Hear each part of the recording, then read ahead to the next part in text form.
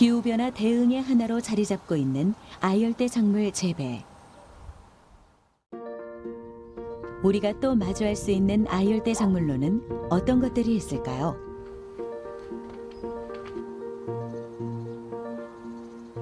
이곳에선 패션 프루츠부터 구아바, 파파야 등 우리나라에선 쉽게 볼 수 없는 다양한 아열대 작물을 재배하고 있습니다. 특이한 건 이곳은 남부보다 훨씬 위쪽에 자리한 경기도 일대라는 점인데요. 지리적, 기후적 불안 요소가 있음에도 왜 이곳에서 열대성 작물을 재배하는 걸까요? 저희 입장에서는 가급적이면 이주거리, 즉 과일을 생산을 하거나 이제 식품을 생산을 했을 때 이동거리가 멀면 멀수록에 사실은 아주 좋은 먹거리라고 이야기하기에는 좀 곤란하지 않겠는가라는 생각이 들어요. 그래서 제가 주장하고 있는 건 이제 푸드 마일리지를 좀 최소화, 제로화하자 이런 부분들이고요. 또 기후 온난화가 되면서 재배할 수 있는 작물의 어떤 숫자가 늘어날 수 있다라고 한다면 그 포지션을 좀 열대작물 쪽에 포커스를 좀 잡았던 부분들이고, 많은 아열대 작목 중에서도 농가의 주력 작물은 바로 커피나무입니다. 우리나라는 커피의 수요가 높아 꽤 많은 커피콩을 필요로 하는데요. 대부분 수입에 의존하는 편이지만 이 농가에선 푸드 마일리지를 줄이고 보다 신선한 원료를 제공하기 위해 직접 커피나무를 재배하기 시작했다고 합니다.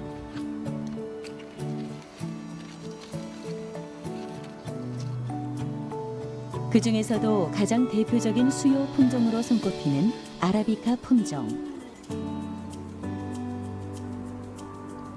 아프리카 대륙의 고산지대에서 생산되는 커피나무로 섭씨 15도에서 24도의 평균 온도를 유지하면 생장이 가능합니다.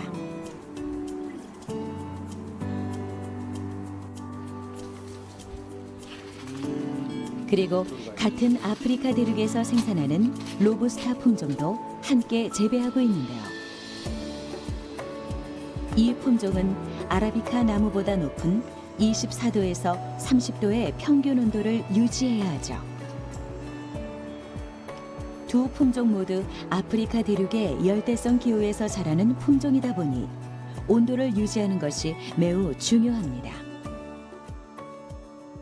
이 로부스타는 지금 예를 들어서 동남아 같은 경우 평지에 고온다습한 데서 크는 아이거든요. 조화는 온도가 무려 35도예요. 아까 그거는 22도에서 25도 사이를 상당히 좋아하는 그런 커피고요. 얘는 카페인 함유량이 되게 많아요. 그리고 그 아라비카 같은 카페인 함유가 좀 적고 향미가 상당히 좀 좋은 그런 커피라고 보시면 되겠습니다.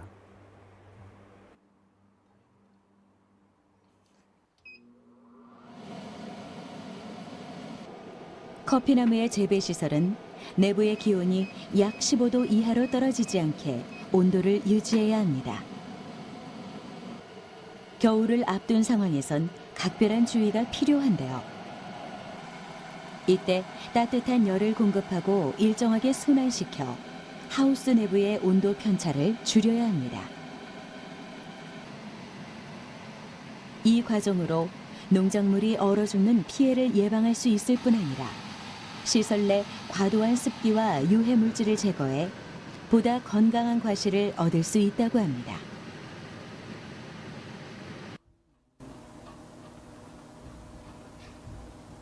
아열대 작물 재배의 정착을 위해 끊임없이 연구에 몰두해온 정현석 농장주. 그의 연구는 꽤 의미 있는 성과로 나타났는데요. 바로 수년간의 연구와 시행착오 끝에 열대 작물을 노지 재배하는 데 성공한 겁니다. 그래서 시설에서 할 수 있는 작물 외에 노지에서 할 수 있는 작물들 쪽으로 연구를 좀 하고 있고요. 우리나라도 이제 외국의 사례들처럼 기능적인 작물들을 좀 선호하는 부분들이 외국 작물이 있다 보니까 그것이 노지에서 재배가 되었을 때 과연 거기에 따른 수익성이 어느 정도 나는지, 그 다음에 우리나라 소비자들이 이거 괜찮네라고 하는 이런 선호도가 있는지, 그 다음에 내가 재배를 했을 때 과연 어느 정도의 그 성장되는 부분들이 있는지를 좀 일일이 보면서 좀 체크를 하고 좀 연구를 하고 있습니다.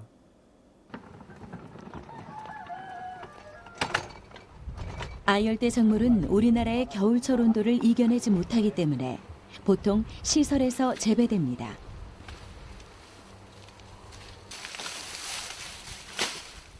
하지만 하우스 재배는 작물의 생장 조건을 유지하기 위해 난방 장치를 갖춰야 합니다.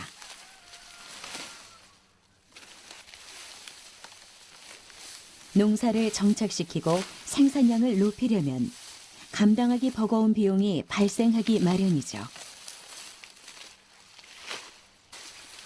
때문에 정현석 농장주는 우리나라에도 자랄 수 있는 사탕수수 품종을 들여와 노지에서 재배하게 된 겁니다.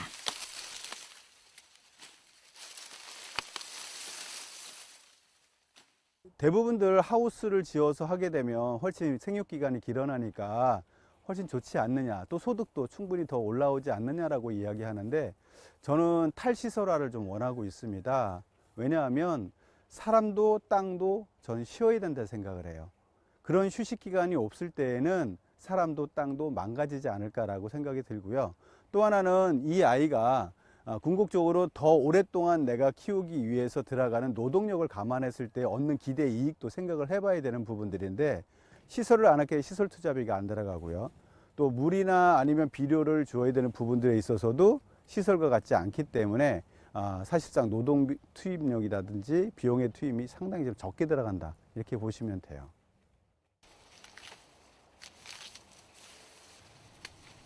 사탕수수는 연평균 기온이 20도가 넘는 따뜻한 열대기후 지역에서 자라납니다. 연 강우량 또한 1200에서 2000mm가 필요하죠.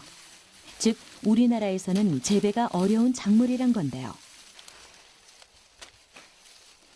이곳에선 보통 4, 5월에 사탕수수를 파종하고 10월 말에 수확합니다.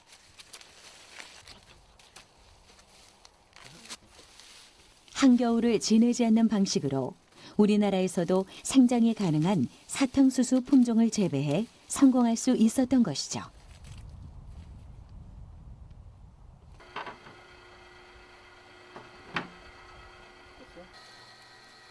모두가 어렵다고 생각했던 아열대 작물 재배. 하지만 분명 우리나라 땅에 뿌리를 내리고 기후와 환경을 견뎌내며 자라고 있는 건 다름 아닌 이국의 농작물입니다.